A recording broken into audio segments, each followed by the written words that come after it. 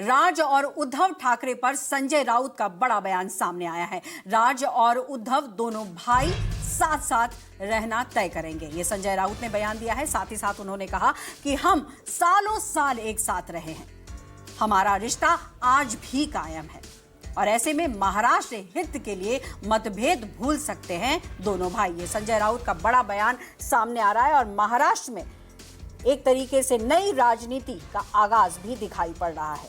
तो संजय राउत का बड़ा बयान राज ठाकरे और उद्धव ठाकरे को लेकर के, जिसमें यह कहा जा रहा है कि दोनों भाई हैं और मतभेद भूलकर आगे महाराष्ट्र के लिए काम कर सकते हैं।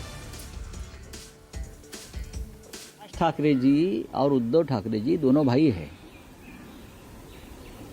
दोनों भाई हैं। हम सालों साल एक साथ रहे हैं, आज भी हमारा वो रिश्ता कायम है। भाई का, मित्रों का वो रिश्ता आज भी हमारा कायम है, वो टूटा नहीं है। अगर कोई दूसरा व्यक्ति बात करती है तो अपने पार्टी चीफ से पूछ लीजिए कि जो मैं बोल रहा हूं ये सही है या नहीं है।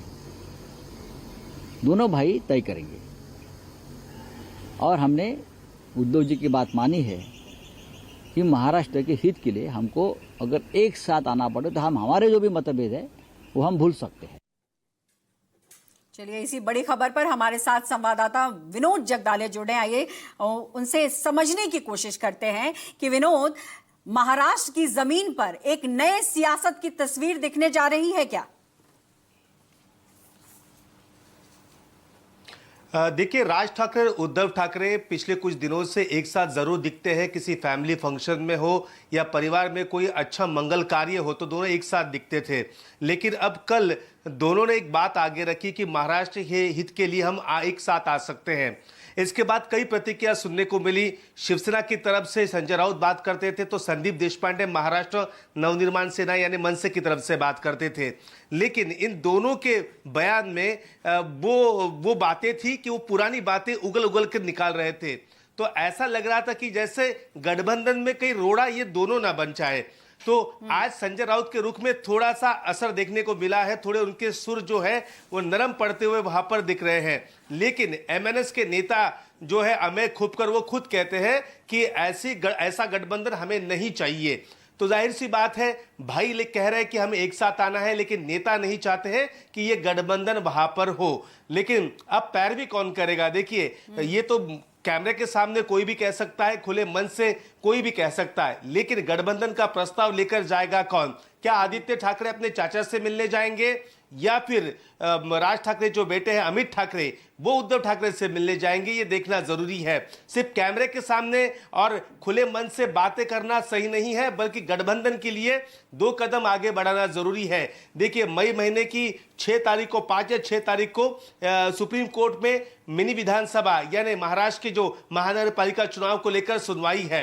अगर वो आखिरी सुनवाई होती है तो बरसात के बाद कभी भी अक्टूबर नवंबर में महाराष्ट्र में महानगर पालिका, जिला परिषद, पंचायत समिति, इन सब के चुनाव वहां पर देखने को मिलेंगे। ऐसे में अगर गठबंधन करना है तो कम से कम 4 से 5 महीने पहले एक साथ आना जरूरी है।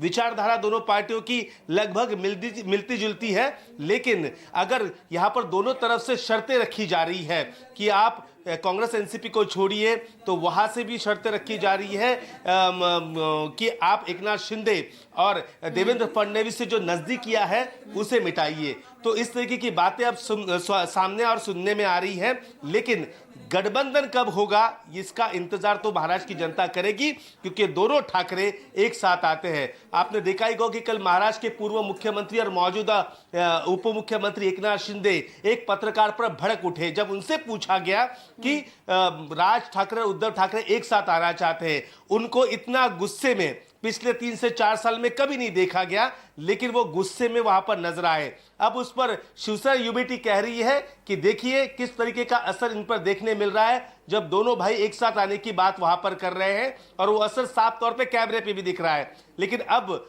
आगे जाकर गठबंधन के लिए पैरवी कौन करेगा ये देखना जरूरी है। दोनों भाइयों की ताकत एक जमाने में महाराष्ट्र में सबसे ज्यादा थी जब एक साथ शिवसेना थी, लेकिन लोकसभा चुनाव में उद्धव ठाकरे की ताकत बढ़ी, लेकिन उसी रफ्तार से ताकत जो है विधानसभा में वहां पर कम होती हुई दिखाई दी। बिल्कुल विनोद, और बहुत बहुत शुक्रिया आपका। चलिए बढ़ते हैं अब अगली